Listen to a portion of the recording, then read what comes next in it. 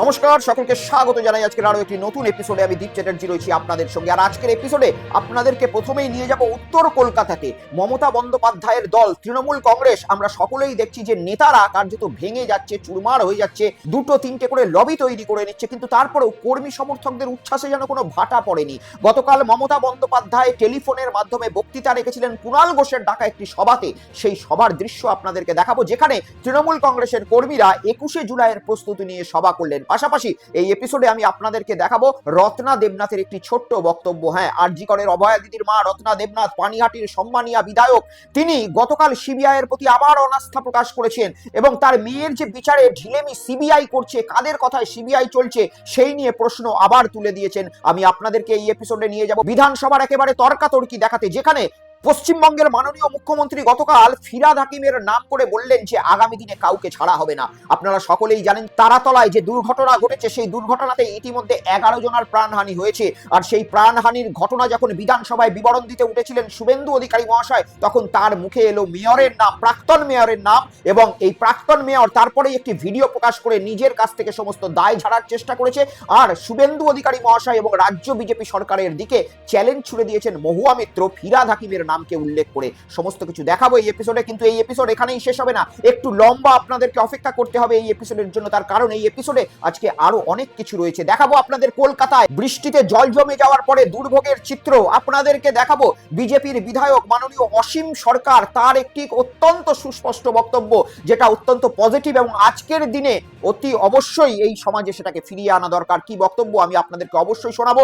এর পাশাপাশি আমি আপনাদেরকে শোনাবো আমাদের দেশের 4 শঙ্করাচার্যের মধ্যে অন্যতম মহান শঙ্করাচার্য গতকাল আরএসএস কে নকল হিন্দু বলে তকমা লাগিয়ে দিয়েছে এবং ভারতবর্ষে এক শোরগোল ফেলে দিয়েছেন। সমস্ত কিছু থাকবে আজকের এই এপিসোডে, এক ফোঁটাও স্কিপ না করে ভিডিওটা শেষ পর্যন্ত দেখবেন এবং চ্যানেলটাকে সাবস্ক্রাইব করে নিন এবং কিউআর কোডটি স্ক্যান করে অতি অবশ্যই হোয়াটসঅ্যাপ চ্যানেলে যুক্ত হয়ে যান, যাতে যে কোনো ভিডিওর নোটিফিকেশন আপনাদের কাছে সঙ্গে সঙ্গে পৌঁছে যায়। তো চলুন আপনাদেরকে প্রথমে উত্তর কলকাতায় নিয়ে যাই এবং বেলেঘাটার বিধায়ক কুণাল ঘোষ, তিনি তো এখন জানেন যে খবরের শিরোনামে রয়েছেন। কার্যত তৃণমূল কংগ্রেসে একাই ব্যাট করে যাচ্ছেন কুণাল ঘোষ, বেলেঘাটার বিধায়ক। আর সেই কুণাল ঘোষের নেতৃত্বাধীন একটি গতকাল আমরা বেঈমান নই বলে এমন একটি কর্মী সভার আয়োজন করা হয়েছিল। সামনে 21শে জুলাই আসছে, আর এই 21শে জুলাই তৃণমূল কংগ্রেসের কাছে একটা বৃহত্তম দিন, আপনারা সকলেই জানেন। সেই 21শে জুলাইকে সামনে রেখে এই প্রস্তুতি সভার ডাক দেওয়া হয়েছিল। আর এই প্রস্তুতি সভায় কুণাল ঘোষরাও সম্ভবত এতটা আশা করেননি যে এইভাবে ভিড় বা কর্মী সমর্থকদের ভিড় উপচে পড়বে সেই সভাতে। আপনারা দেখতে পাচ্ছেন আপনাদের স্ক্রিনে, কার্যত গোটা হলটা এমন ভাবে ভরে গিয়েছে, মনে হচ্ছে যেন তৃণমূল কংগ্রেস এখনো পর্যন্ত ক্ষমতায় রয়েছেন। কিন্তু আপনারা যদি স্টেজের দিকে তাকান, সেখানে খুব একটা বড় নেতা নেত্রীদেরকে পাওয়া যাবে না, কারণ এখন তারা নয় বিজেপির দরজায় খটখট করছেন, নত ভালো তৃণমূল হয়ে ঋতব্রত বন্দ্যোপাধ্যায়ের পায়ের দিকে পড়ে রয়েছেন। কিন্তু এ সমস্ত কিছুর পরেও যে কর্মী সমর্থকদের ভাটা পড়েনি তৃণমূল কংগ্রেসের দিক থেকে দেখতে গেলে, সেটা গতকালের সভা দেখলেই বোঝা যায়। আর তৃণমূল কংগ্রেসের এই কর্মী সমর্থকদের মনকেই চাঙ্গা করার জন্য মমতা বন্দ্যোপাধ্যায় তিনি সেখানে সশরীরে উপস্থিত না হলেও টেলিফোনিক কনভারসেশনের মাধ্যমে বক্তৃতা দিলেন এবং তার কর্মী সমর্থকদেরকে বাড়িতে বসেই টেলিফোনের মাধ্যমে উজ্জীবিত করার চেষ্টা করলেন। দেখুন।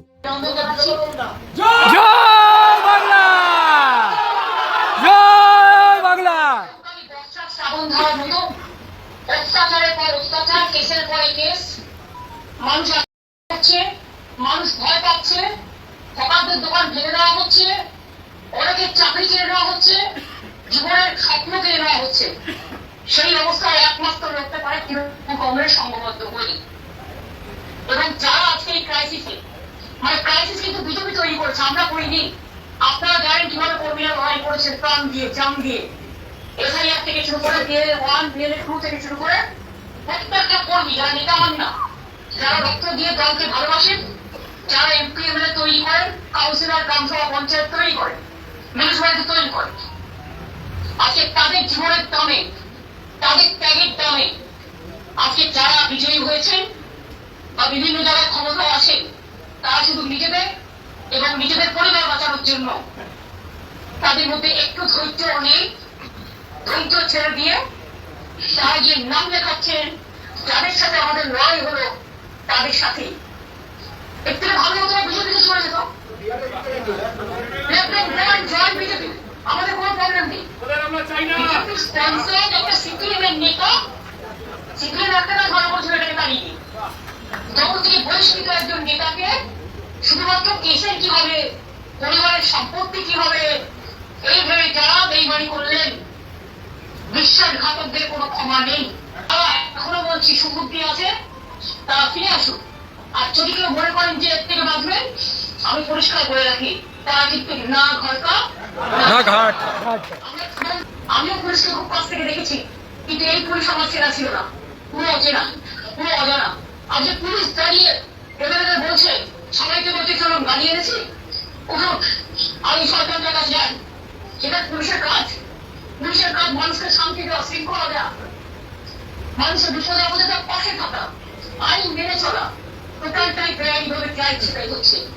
আমি ডিটেলসে আবার 21 জুলাই আশা করি পারমিশন পাবো আমরা প্রতি বছরের মতো বছর একটাই প্রোগ্রাম দিল বলে, এবং সেই প্রোগ্রাম জ্বর জলে দিনে অনেক কষ্ট করে আমাদের করতে হবে, কিন্তু 5 জন কর্মী থাকলেও আমাদের সেই মিটিংয়ে থাকবে।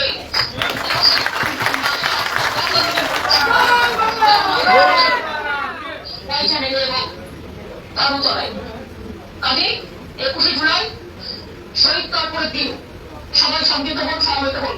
আজকে ভাবুন তো আমাদের পরিবারের উপর দিয়ে কি যাচ্ছে। আমার দুটো ভাইকে চালিয়ে দিচ্ছে অনেকদিন আগেই, কারণ তারা অধিকার ছিল কাল বিক্রি করে যায়। পরিবার সবাই সমান হয় না, তার জন্য আমার কোনো দুঃখ নেই। কিন্তু আমার সাথে অভিষেকের বাবা মা, অভিষেকের পরিবার, আমার আর একজন দুজনের পরিবার আছে। আজকে অভিষেককে রেগুলার কোর্টে যেতে হচ্ছে। এভাবেই গতকাল তার কর্মী সমর্থকদেরকে টেলিফোনিক কনভারসেশনের মাধ্যমে উজ্জীবিত করার চেষ্টা করেছেন এবং যারা এখনো পর্যন্ত ফিরে আসতে চান তাদেরকেও তিনি আহ্বান জানাচ্ছেন এবং এটাও বলছেন যে পুলিশকে তিনি অনেক কাছ থেকে দেখেছেন, কিন্তু এই পুলিশ মমতা বন্দ্যোপাধ্যায়ের কাছেও নাকি এক নতুন রূপে আসছে। আর আপনারা এই যে কল রেকর্ডিংটি শুনলেন, এখানে তো সীমিত আপনাদেরকে কিছুটা কেটে কেটে শোনালাম। এই পূর্ণ কল রেকর্ডিং আমার হোয়াটসঅ্যাপ চ্যানেলে উপলব্ধি রয়েছে, আপনারা গিয়ে সেই হোয়াটসঅ্যাপ চ্যানেল জয়েন করে দেখতে পারেন। এই কমেন্ট সেকশনেও হোয়াটসঅ্যাপ চ্যানেলে পিন করে রাখা হয়েছে লিংক, সেই লিংকে আপনারা ক্লিক করে হোয়াটসঅ্যাপ চ্যানেলে যুক্ত হয়ে যেতে পারেন এবং মমতা বন্দ্যোপাধ্যায় তার কর্মী সমর্থকদের পুরনো 12 মিনিটের যে ক্লিপিংস রয়েছে কি বললেন আপনারা পুরোটা শুনতে পারেন। তবে মমতা বন্দ্যোপাধ্যায়ের এই যে টেলিফোনিক বক্তব্য, এখান থেকে একটা জিনিস পরিষ্কার হয়ে গেল যে তিনি আগামী দিনে হয়তো বসে থাকবেন না।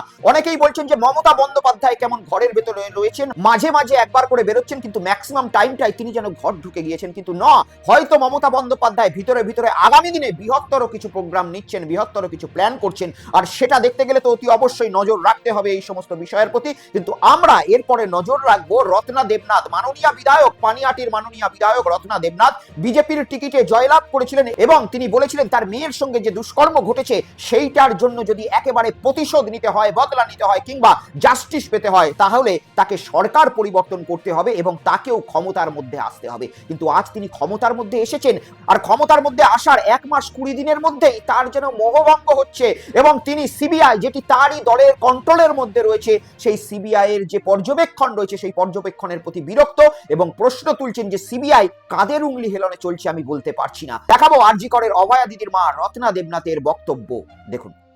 রিপোর্ট আমরা দেখিনি, রিপোর্ট যারা বিচারক তারা দেখেছেন, তবে বিচারকরাই সন্তুষ্ট নয় এই যে তদন্তটা হয়েছে। আমি খুব ডিস্টার্ব যে এতদিন আমাদের যে মুখ্যমন্ত্রী ছিলেন তিনি আইনের শাসন প্রতিষ্ঠা করতে দিতেন না, এখন তো আইনের শাসন প্রতিষ্ঠা হয়েছে, তবুও সিবিআই কার হাত, কে বেঁধে রেখেছে তার হাতটা যে সিবিআই কোনো কাজ করতে পারছে না। চরম ভৎসনা দিয়েছেন আজকে, আপনারাও ছিলেন দেখেছেন। আমি তো সত্যিই খুব ডিস্টার্ব, কথা বলার ভাষা হারিয়ে ফেলছি। আজকে প্রায় 2 বছর হতে গেল, আমার মেয়ে আর বাড়ি আসবে না, কিন্তু বিচারটা তার একটা সুরক্ষিত বলয়ের মধ্যে যে ঘটনাটা ঘটেছিল তার বিচার পেতে যে এত দেরি হবে, আমাদের হাতে ছেড়ে দিলে আমরা বিচার করে দিতে পারি। রত্না দেবী বলছেন আমাদের হাতে ছেড়ে দিলে আমরা বিচার করে দিতে পারি, কিন্তু সিবিআই এর প্রতি তিনি আস্থা হারিয়ে ফেলছেন। যদিও কোনো মানুষের হাতে এইভাবে বিচার প্রক্রিয়া ছেড়ে দেওয়া যায় না এবং মাননীয় রত্না দেবী যেভাবে মমতা বন্দ্যোপাধ্যায়কে পার্সোনালি অ্যাটাক করে থাকেন, তাহলে ওনার হাতে যদি বিচার ছেড়ে দেওয়া হয় উনি তো ডাইরেক্ট হয়তো মমতা বন্দ্যোপাধ্যায়কেই বিনা বিচারে ফাঁসিতে ঝুলিয়ে দেবেন। যদিও এ সমস্ত কিছু কাল্পনিক বিষয়, আসল উদ্দেশ্যটা হচ্ছে সিবিআই তাহলে এতদিন করলোটা কি? এই প্রশ্নের জবাব কি এবারে মাননীয় বিধায়ক রত্না দেবনাথ কি তার সরকারের কাছ থেকে চাইবেন? এতদিন তো মমতা বন্দ্যোপাধ্যায় তিনি বলেছেন যে চুলের মুঠি ধরে নবান্ন থেকে নামিয়ে নর্দমার মধ্যে পুঁতে দেবেন, কিন্তু তারপরে তার সরকার প্রতিষ্ঠিত হয়েছে রত্না দেবনাথ, আজ তিনি বিধায়িকা, কিন্তু তারপরেও সিবিআই এর যে এনকোয়ারি তাতে তিনি খুশি নন। তার মানে কি আমাদেরকে এটাই ধরে নিতে হবে যে পূর্বতন সরকার মাত্র 10 দিনের মধ্যে যে সঞ্জয় রায়কে ধরে দিয়েছিল, তার বাইরে আজ পর্যন্ত 2 বছর হয়ে যাওয়ার পরেও সিবিআই এর কাছে সঠিক কোনো প্রমাণ বা এই তদন্তের কোনো রকম যুক্তি নেই? একজন মাতা পিতার কাছে তার জীবনের যে বেদনাটি গিয়েছে সেই বেদনাটিকে কখনোই ছোট করে দেখা উচিত নয় এবং তাদের প্রতি পূর্ণ সহমর্মিতা রয়েছে। কিন্তু এবারে রত্না দেবী কাদেরকে দোষারোপ করবেন? এতদিন তো একটা টার্গেট ছিল যে মমতা বন্দ্যোপাধ্যায়, অভিষেক বন্দ্যোপাধ্যায় তারা এই যে জাস্টিস রয়েছে সেটা পেতে দিচ্ছেন না। কিন্তু আজ রাজ্যের সরকারও ডবল ইঞ্জিন, কেন্দ্রের সরকারও ডবল ইঞ্জিন, অর্থাৎ দু জায়গাতেই তাদের নিজেদের সরকার রয়েছে। তাহলে এবারে সাধারণ মানুষ প্রশ্ন তুলছেন যে রত্না দেবীকে কি বিচার পেতে গেলে আগামী দিনে লোকসভায় দাঁড়াতে হবে নাকি? আবার অনেকে বলছেন যে এই দেবনাথ পরিবার রাজনীতির শিকার হয়ে গেছেন। কিন্তু আসল ব্যাপারটি কি সেটা আপনারা কমেন্টস করুন যে আদৌ রত্না দেবী মহোদয় তিনি কি রাজনীতির শিকার হয়ে গেলেন নাকি নিজেই নিজের মেয়ের জন্য রাজনীতি করলেন, যেটা অনেকেই কমেন্ট সেকশনে এখন বলছেন যেখানেই রত্না দেবীর ভিডিও ভেসে আসছে। আমাদের এই বিষয়ে কিছু বলার নয়, আমাদের শুধু এতটুকুই বলতে হবে যে মাননীয় রত্না দেবী তার মেয়েকে যেভাবে হারিয়েছেন সেটা অত্যন্ত দুর্ভাগ্যজনক, কিন্তু সেই মেয়েকে হারানোর জন্য যেভাবে রাজনীতি করেছেন সেই রাজনীতিটার জন্য আজকে বহু মানুষ রত্না দেবীকে আর সেই সহানুভূতির চোখে হয়তো দেখছেন না। কমেন্ট সেকশন দেখলে এটা বোঝা যাচ্ছে। চলুন আমি আপনাদেরকে এরপরে নিয়ে যাবো ওই যে আইনের শাসনের কথা।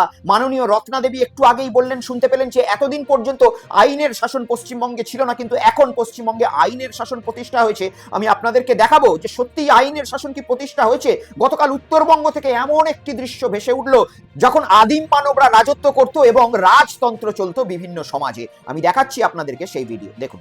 এতদিন আমাদের যে মুখ্যমন্ত্রী ছিলেন তিনি আইনের শাসন প্রতিষ্ঠা করতে দিতেন না, এখন তো আইনের শাসন প্রতিষ্ঠা হয়েছে।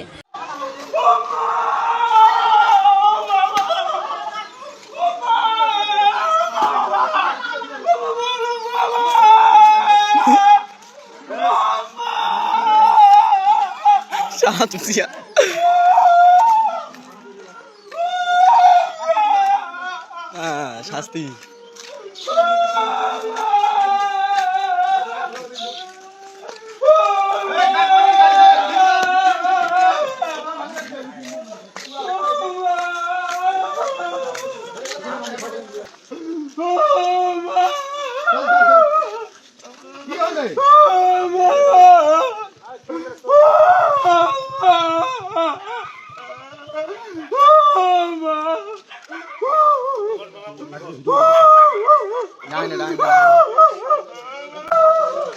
মাইকেল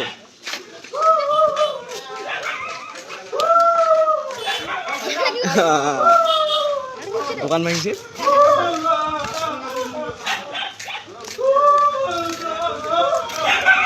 শ্রদ্ধেয় রত্না দেবী, আপনি একটু আগেই বললেন যে আইনের শাসন পশ্চিমবঙ্গে এবারে এসেছে। এটা বলুন আপনি আইনের শাসনের কোন রকম উদাহরণ দেখতে পাচ্ছেন? কারা এরা? কারা এইভাবে একটা মানুষকে কুকুরের মতো দড়ি পরিয়ে, যিনি সামান্য মানসিক ভারসাম্যহীন এটাও শোনা যাচ্ছে তার দোষ, তিনি একজন তৃণমূল কংগ্রেস কর্মী ছিলেন। আর এই তৃণমূল কংগ্রেস কর্মী, তার জন্য এই সমস্ত বিজেপি কর্মীরা তাকে কোমরে দড়ি পরিয়ে রাস্তায় ঘোরাচ্ছে, ডিম ছুড়ছে, কিন্তু স্থানীয় প্রশাসন সম্ভবত সেখান থেকে 2 কিলোমিটার দূরে রয়েছে, তাদের কাছে এই ভিডিও পৌঁছাচ্ছে না এবং তারা কোনো রকম গ্রেপ্তারির খবরও শোনাচ্ছে না। আর এই জিনিসগুলোর জন্যই আজকে পশ্চিমবঙ্গে এই অরাজকতার সৃষ্টি হচ্ছে। একবার এই ভিডিওটা পিছনে গিয়ে আরেকবার দেখুন তো যে কিভাবে কাঁদছে সেই ব্যক্তিটা। কোন সমাজ এটা আমাদের? সেই মধ্যযুগীয় বর্বরতা। আর সেই বর্বরতা আজকে একেবারে প্রশাসনের নজরে পড়ছে না। আর মাননীয়া রত্না দেবী, আপনি বিধায়িকা হয়ে বলছেন যে আইনের শাসন প্রতিষ্ঠা হয়ে গিয়েছে। আর যে সমস্ত কর্মীরা আজকে ক্ষমতার বলে এই ধরনের কাজ করছেন তারা সকলেই কোনো না কোনো নেতার ছত্র ছায়ায় করে থাকছেন। হয়তো এই যে তৃণমূল কংগ্রেসের নেতা বা কর্মী যাকে এই কোমরে দড়ি পরিয়ে ঘোরানো হচ্ছে, তিনিও একসময় এই প্রভাব খাটিয়েছিলেন আর সেই প্রভাব খাটানোর জন্য হয়তো তার প্রতি এই প্রতিশোধ নেওয়া হচ্ছে। কিন্তু আজকে তার সঙ্গে যারা এই প্রতিশোধ নিচ্ছে তারাও এক সময় যখন প্রাক্তন হবেন, এই যে তৃণমূল কংগ্রেসের কর্মী, তার পরিবার বা তার যে ছোট ছোট ছেলে মেয়েরা রয়েছে, তারা সেই সময় বড় হয়ে প্রতিশোধ নেওয়ার চেষ্টা করবেন। আর সমাজ ব্যবস্থা এইভাবেই ধীরে ধীরে কিন্তু নরকের দিকে চলে যাবে। তাই প্রশাসনের কাছে অনুরোধ করব যে এগুলোকে বন্ধ করুন। বিভিন্ন জায়গায় এই ছবি ভেসে আসছে যেটা আমাদের পশ্চিমবঙ্গের আগামী ভবিষ্যতের জন্য কখনোই সুরক্ষিত বা ভালো হতে পারে না। তাই প্রশাসনের কাছে অনুরোধ করব যে এই ধরনের ঘটনা যখনই আপনাদের নজরে পড়বে দ্রুত ব্যবস্থা নিন, এই ঘটনাকে প্রশ্রয় দেবেন না। আসুন এরপরে আমি আপনাদেরকে বিধানসভায় নিয়ে যাই। গতকাল বিধানসভায় মাননীয় মুখ্যমন্ত্রী শুভেন্দু অধিকারী মহাশয় ওই যে তারাতলায় যে বিল্ডিং কোলাপস করে প্রায় 11 জনের মতো প্রাণ হারিয়েছিলেন তাদের জন্য এনকোয়ারি করছিলেন এবং এনকোয়ারি করতে গিয়ে তিনি গতকাল প্রকাশ্যে বিধানসভায় প্রাক্তন মেয়র ফিরহাদ হাকিমের নাম নিলেন এবং বললেন যে কাউকে ছাড়া হবে না, কারণ সেই সময় 2026 সালের জানুয়ারি মাসে যে প্ল্যান পাস হয়েছিল সেই বিল্ডিং এর প্ল্যানে ফিরহাদ হাকিম সেই সময় সই করেছিলেন। কি বললেন মাননীয় মুখ্যমন্ত্রী একেবারে প্রকাশ্যে বিধানসভায় দাঁড়িয়ে, আমি আপনাদের সামনে রাখছি, দেখুন। আপনারা একটাকেও তো ছাড়ার কোনো সিন নেই। আপনার প্রাক্তন মেয়রের সই আছে এতে। কাউকে ছাড়া হবে না। আপনার ইঞ্জিনিয়ার যাদের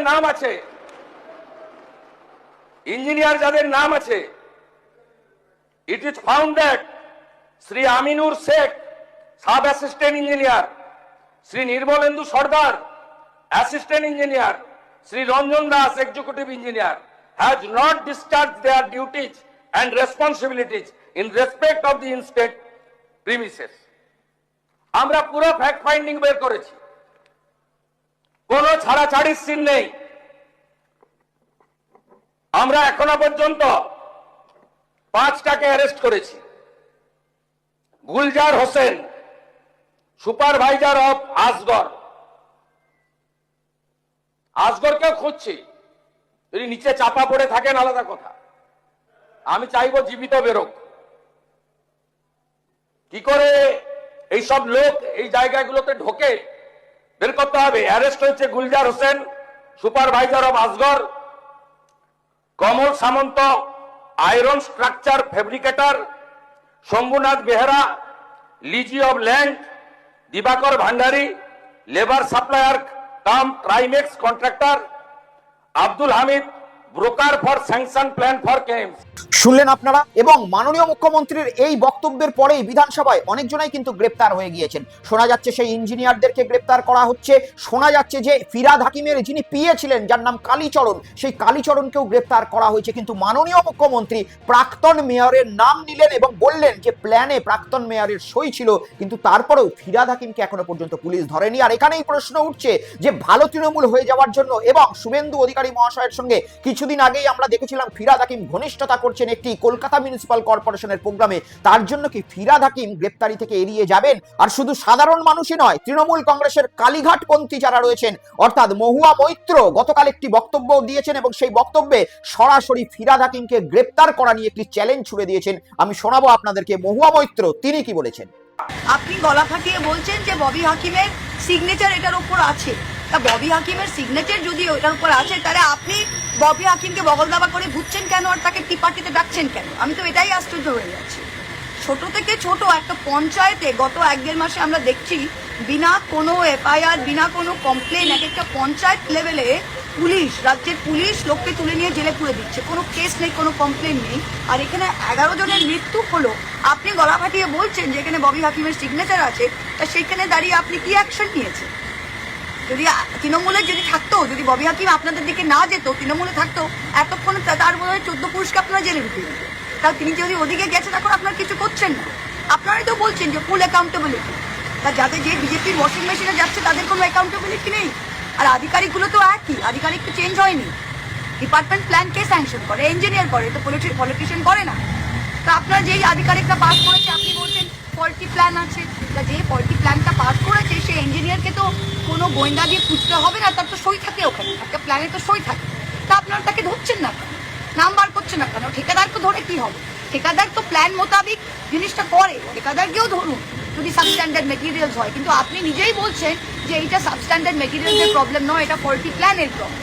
যদি ফল্টি প্ল্যানের প্রবলেম, তো নাম্বার 1 আপনারা পুরো ইঞ্জিনিয়ারিং টিমটাকে সাসপেন্ড করুন, রাইট? এটা করুন, এটা তো হচ্ছে। আর আপনি নিজেই বলছেন এখানে ববি হাকিমের সিগনেচার আছে, তাহলে সে তো ঘুরে বেড়াচ্ছে, সে নিজেই পরিদর্শন করছেন এলাকা। বাবা, মাননীয় মুখ্যমন্ত্রী শুভেন্দু অধিকারী মহাশয় যে বক্তব্যটি বিধানসভায় রেখেছিলেন, সেই বক্তব্য ধরেই কি ঘিরে ধরলো এখন তৃণমূল কংগ্রেস, কালীঘাটপন্থী তৃণমূল কংগ্রেস? মহুয়া মৈত্রের বক্তব্যের মধ্যে কিন্তু লজিক দেখা যাচ্ছে, কারণ মহুয়া মৈত্র এই কথাই বলতে চাইছেন যে বিভিন্ন জায়গায় ছোট ছোট তৃণমূল কংগ্রেস নেতা আমরা দেখেছি যে বিভিন্ন জায়গায় তাদেরকে তুলে গ্রেপ্তার করে নেওয়া হচ্ছে, কোথাও কোমরে দড়ি পরিয়ে ঘোরানো হচ্ছে, কোথাও ডিম ছোড়া হচ্ছে, কিন্তু ফিরহাদ হাকিম এখনো পর্যন্ত গ্রেপ্তার হলেন না। আপনারা কিছুদিন আগে এগিয়ে চলে যান, মাননীয় মুখ্যমন্ত্রী শুভেন্দু অধিকারী যখন প্রথম শপথ বাক্য পাঠ করেছিলেন, তার 2-3 দিনের মধ্যেই কলকাতায় একটি অগ্নিকাণ্ড ঘটেছিল। আর সেই অগ্নিকাণ্ডে কিছু মানুষের প্রাণ গিয়েছিল। তার জন্য সেই বিল্ডিংটি যাদের ছিল, সেই বিল্ডিংকে উৎখাত করে দেওয়া হয়েছিল, বুলডোজার দিয়ে গুঁড়িয়ে দেওয়া হয়েছিল। আর ঠিক সেই একই ধরনের কাণ্ড কিন্তু এই তারাতলাতে ঘটলো। তারাতলাতে প্রায় 11 জন শ্রমিক মারা গেলেন এবং এই বিল্ডিং স্যাংশন যারা করে দিলেন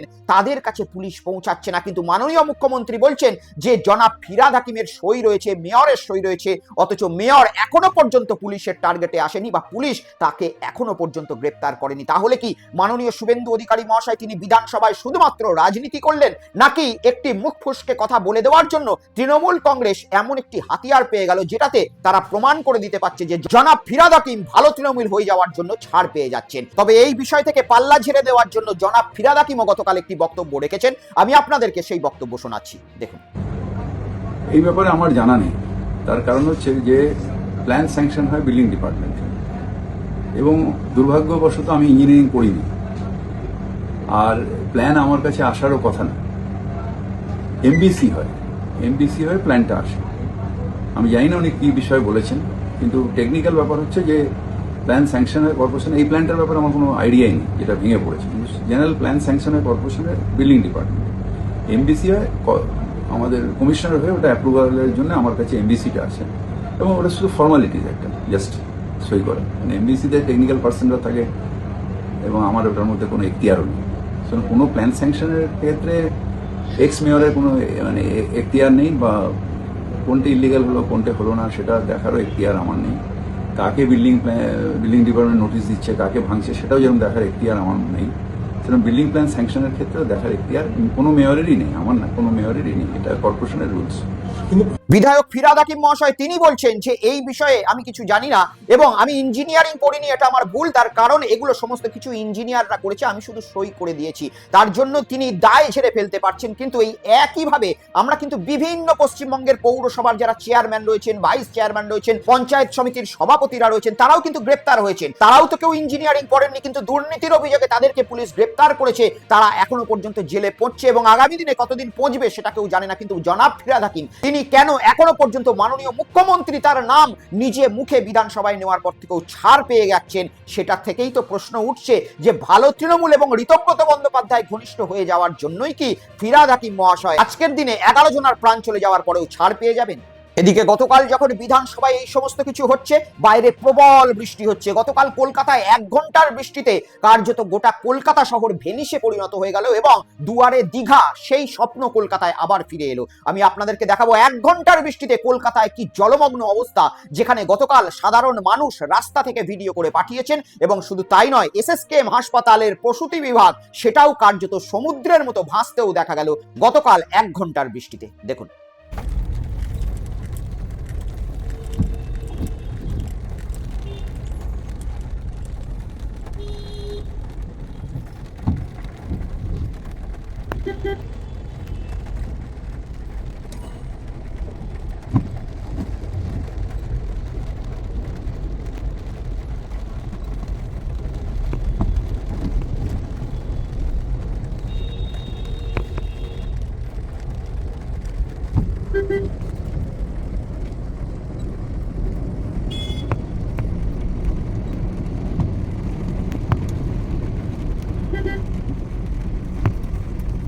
এসএসকেএম হাসপাতালের স্ত্রীরোগ বিভাগ, এই হচ্ছে স্ত্রীরোগ বিভাগের ওয়ার্ডের ছবি, যেখানে প্রসূতিরা চিকিৎসাধীন থাকেন।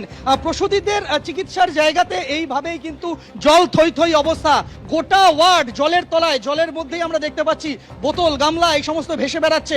আর প্রসূতিরা তারা বিছানা থেকে নামতে পারছে না, তাদের প্রত্যেকেই বিছানার মধ্যে বসে রয়েছেন। এদিকে গতকালের বিধানসভায় বিজেপির এক বিধায়ক সম্মানীয় অসীম সরকার তিনি একটি অত্যন্ত যৌক্তিকপূর্ণ বক্তব্য রেখেছেন। আজকালকার সমাজে যেটা সত্যিই দরকার রয়েছে, আমি আপনাদেরকে শোনাবো অসীম সরকার কি সুন্দর বক্তব্যটি রেখেছেন, এবং দাবি জানাবো পশ্চিমবঙ্গ সরকারের কাছে যে অসীম সরকার যে বিষয়টা সম্মানীয় স্পিকারের সামনে তুলে ধরেছেন এবং পশ্চিমবঙ্গ বিধানসভায় তুলে ধরেছেন, সেইটা আমাদের সকল মানুষের কথা, সকল অভিভাবকের কথা। একবার দেখাই কি বলেছেন তিনি। যাদের পয়সা আছে তারা ইংলিশ মিডিয়ামে পড়ায়, গরিব মানুষ ইংলিশ মিডিয়ামে পড়াতে পারে না। তারপরে যদি ফেল করবার ভয়ই না থাকে, আর মাস্টারমশাইয়ের হাতে যদি ছড়ি না থাকে, তাহলে ছাত্র সঠিক লেখাপড়া কেমন করে সেটা আমি খুব ভালো করে দেখেছি। এই জন্যে মাস্টারমশাইরা যেমন স্নেহ করবেন, যেমন মাস্টারমশাইরা শাসনও করবেন, এই অধিকার তাদের দেওয়া যায় কিনা আপনারা ভাববেন, এবং বিদ্যালয় শিক্ষায় পাস ফেল ফিরিয়ে আনা যায় কিনা ভাববেন। আমি একটা দাবি রাখবো, আমি জানি না এখানে রাখা যায় কিনা, বিবেচনা করবেন। কারণ কংগ্রেস সরকার কেন্দ্রে থাকাকালীন যে পাস ফেলটা তুলে দিয়েছিল বিদ্যালয় শিক্ষায়, যদি এই সদন থেকে বিদ্যালয় শিক্ষায় পাস ফেলটা আনা যায়, মনে হয় তাহলে দলিত, পতিত, লাঞ্ছিত, বঞ্চিত সমাজের মানুষ এবং প্রান্তিক সমাজের মানুষের বাচ্চা কাচ্চারা সঠিক লেখাপড়া শিখতে পারে। দেখুন, বিজেপি বিধায়ক সম্মানীয় অসীম সরকারের বিগত দিনের অনেক বক্তব্য নিয়ে তর্ক বিতর্ক থাকতে পারে। কোরআন নিয়ে তিনি একটি মন্তব্য করেছিলেন, সেটা নিয়েও তর্ক বিতর্ক হয়েছিল, কিন্তু আজকের এই বক্তব্যটি বিধানসভায় যেটা তিনি রেখেছেন এটা নিয়ে তর্ক করা যেতে পারে না। এবং সত্যি আজকের দিনে এটা অত্যন্ত প্রয়োজন, কারণ সরকারি স্কুলে পাস ফেল উঠে গিয়েছে। আর যদি পাস ফেলের ভয় নাই থাকে, বাচ্চাদের মনে পড়াশোনার কোনো ইচ্ছাও থাকবে না। আর সেই ইচ্ছার অভাবের জন্য আজকে বাচ্চা অসামাজিক দিকে চলে যাচ্ছে। তারা দিনের পর দিন ঘুরে বেড়াচ্ছে এবং জানে যে আমাদেরকে তো পরীক্ষায় পাস করে দেওয়া হবে। তাই শিক্ষা ব্যবস্থার মানটাকে উন্নত করার জন্য অতি অবশ্যই সরকারি স্কুলে পাস ফেল চালু করা দরকার। এবং অসীম সরকার মহাশয় যেটা বলেছেন যে শিক্ষকের হাতে বেতটাকে অতি অবশ্যই ফিরিয়ে দেওয়া দরকার। আপনারা যারা 1990 সালের আগেরকার সন্তান রয়েছেন, যুব সমাজে রয়েছেন, তারা একবার ভেবে দেখুন তো যে এখনকার দিনে দাঁড়িয়েও আমরা মাস্টারমশাইদেরকে দেখলে কতটা সম্মান করি, কতটা ভয় পাই এবং রাস্তায় যেখানেই থাকি মাথা নত করে ওনাকে প্রণাম করার চেষ্টা করি। কিন্তু আজকালকার দিনে একটা বাচ্চা যেভাবে মানুষ হচ্ছে, মাস্টারমশাইকে স্কুলে তালা বন্ধ করে দাবি জানাচ্ছেন এবং অনেকে তো মাস্টারমশাই যখন বাচ্চাদের গায়ে হাত দিচ্ছে তাদের এগেনস্টে থানায় গিয়ে এফআইআর করে দিচ্ছেন। এটা আমাদের জমানায় ছিল না বলেই আজকালকার দিনে আমাদের ওই বড় বড় ডিগ্রি না থাকলেও যথেষ্ট পরিমাণে শিক্ষা পেটে রয়েছে, যেটাকে বলা হয় নৈতিক এবং সামাজিক শিক্ষা। কিন্তু আজকালকার যুবকদের বড় বড় ডিগ্রি থাকলেও সামাজিক শিক্ষাটা নাই। তার কারণ এই মাস্টারদের হাতে যে বেত ছিল সেই বেতটা কেড়ে নেওয়া হয়েছিল। তাই অসীম সরকার তিনি যেটা বলেছেন অতি অবশ্যই যুক্তিযুক্ত কথা এবং বিধানসভায় যখন তিনি এটা তুলেছেন, চাইব পশ্চিমবঙ্গ সরকার এই বিষয়ে অতি অবশ্যই চিন্তা ভাবনা করুন এবং মাস্টারদের হাতের সেই পুরনো বেত, সেই সম্মান ফিরিয়ে দিন এবং স্কুলে অষ্টম শ্রেণী পর্যন্ত পাস ফেলটাকে অতি অবশ্যই চালু করুন। আসুন এরপরে আমি আপনাদেরকে একটু উত্তরপ্রদেশে নিয়ে যাই। আমাদের দেশের সম্মানীয় শঙ্করাচার্য অভিমুক্তেশ্বরানন্দ সরস্বতী মহারাজ 4 শঙ্করাচার্যের মধ্যে অন্যতম শঙ্করাচার্য এবং যিনি সর্বদাই এই বর্তমান যে ভারত সরকার রয়েছে তার বিরুদ্ধে নানা রকম কথা বলে থাকেন। এবং গতকাল তিনি এমন একটি কথা বললেন যেটা নিয়ে কার্যত গোটা হিন্দু সমাজের মধ্যে তর্ক বিতর্ক পড়ে গিয়েছে। হিন্দু আসলে কে, এই বিষয়ে যখন প্রশ্ন করা হয় শঙ্করাচার্যজিকে, তিনি এমন উদাহরণ দিলেন, সেই উদাহরণ নিয়ে আজকে তর্ক বিতর্ক। আর নকল হিন্দু যে আরএসএস, সেটাও তিনি গতকাল তার ইন্টারভিউতে জানিয়ে দিলেন। আমি শোনাবো আপনাদেরকে সেই ইন্টারভিউর কিছুটা অংশ, দেখুন। नकली हिंदू और असली हिंदू में क्या फर्क है? अभी आप कहते हैं नकली हिंदू और असली हिंदू में फर्क यह है कि जो असली हिंदू है वो वेद पुराण शास्त्र में बताए गए नियमों के अनुसार चलता है। अगर वेद पुराण में कोई शंका होती है तो अपने गुरुओं से पूछ करके तब आगे बढ़ता है। और नकली हिंदू ना तो वेद मानता, ना तो पुराण मानता, ना तो गुरु मानता। तो नकली हिंदू कौन है? नकली हिंदू यही जो आरएसएस वाले हैं, ये नकली हिंदू है। और इनके द्वारा प्रोजेक्टेड जो भाजपा है उसमें जो बैठे लोग हैं वो नकली हिंदू हैं। आप केवल गाय को माता कह के पुकार दो, इतना भी मानने को तैयार नहीं है। नकली हिंदू नहीं है तो क्या है बताओ? और कौन से अब तुमको प्रमाण पत्र चाहिए नकली हिंदू का? हमने तो कहा था 40 दिन में प्रमाण पत्र दो, नहीं तो तुम नकली हिंदू हो। दिया? बोलो। रजिस्टर्ड नकली हिंदू हैं ये लोग, प्रमाणित हो चुका है, प्रमाणित हिंदू नकली हिंदू है।